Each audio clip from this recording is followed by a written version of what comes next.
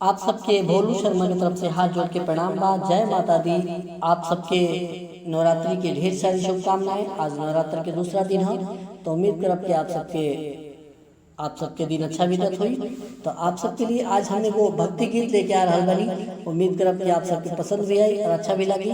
तो हमारे channel Bholu Sharma official के आप सब यूट्यूब पे जाके सब्सक्राइब करब, लाइक करब, बेल आइकन के बटन के दबाई। गाना अच्छा लगे तो ज़्यादा से ज़्यादा शेयर भी करब और कमेंट सेक्शन में हमके लिख के बताए कि गाना आप सबके कैसन लगा था। गाना में कोनो त्रुटि होके तो उसके लिए हम आप सबसे क्षमा चाहब और आप सबके हमके सहयोग चाहिए। आप सब हमके आगे बढ़ाई, बस आप सबसे यही कहेगी बात। और गाना कैसा लागल ये जरूर आप सब लिख के भेजब। आई हम गाना के शुरू कर रहा बानी। गाना में कोनो त्रुटि होके तो एक बार फिर आप सबसे हम देखी।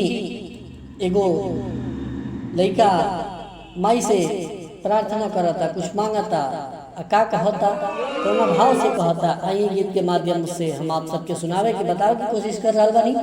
तो आई सुनल जा। धके पागरिया मैया तोहरी दुवरिया गुड़वा लागतानी। धके पागरिया मैया तोहरी दुवरिया गुड़वा लागतानी। बेटा के अपना सही है मैया है मांगतानी। बेटा के अपना तू हरदम सही है मांगतानी। तोहरे कृपा से मैया दुनिया जहान पूरा धानतानी।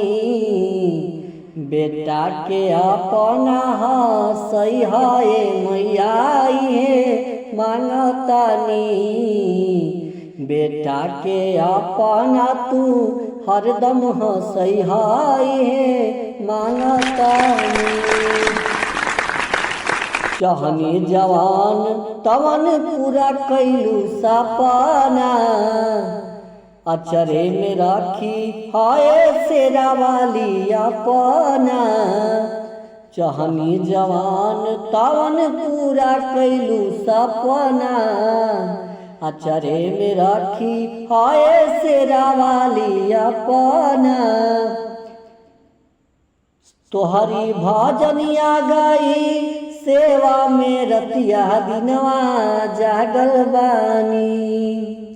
तोहरी भजनिया गाई सेवा में रतिया दिनवा जागल बानी। बेटा के अपना तू हरदम सही है मांगतानी।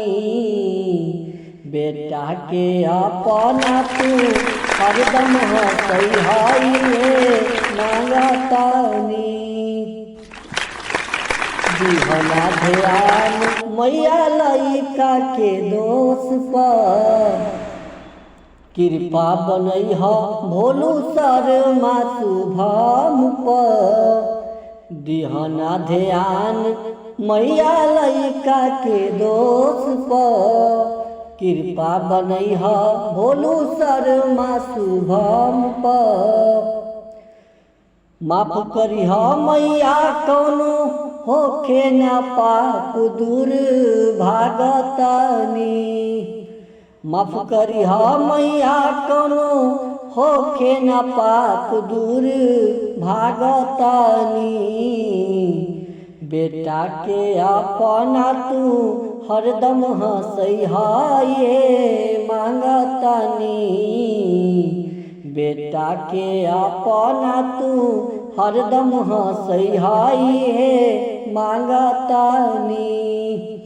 धके पागरिया मैया तोहरी दुवरिया गुड़वा लागतानी। धके पागरिया मैया तोहरे दुवरिया गुड़वा लागतानी। बेटा के अपना तू हरदम सही है मांगतानी।